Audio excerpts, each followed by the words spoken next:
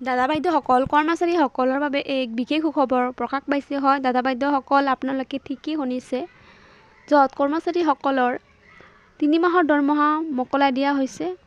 আৰু government of Assam ইয়াত স্ক্ৰীণত চাই আছে যে 17 তাৰিখ 3 মাহ আৰু 2025ৰ শেহতীয়া জাননী।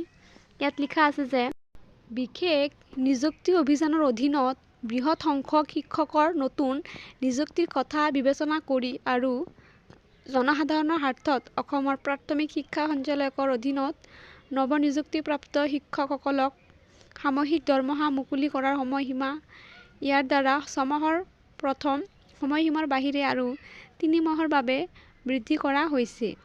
কোষাগাৰ বিষয়াসকলকো এই অধিসূচনা মানি চলিবলৈ আৰু নতুনকৈ নিযুক্তি পোৱা শিক্ষকসকলৰ দৰমহা আৰু 3 মাহৰ বাবে মুকলি কৰি দিয়াৰ নিৰ্দেশ দিয়া হৈছে।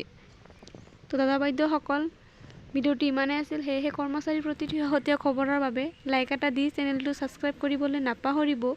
ভিডিঅ'টো চোৱাৰ বাবে ধন্যবাদ।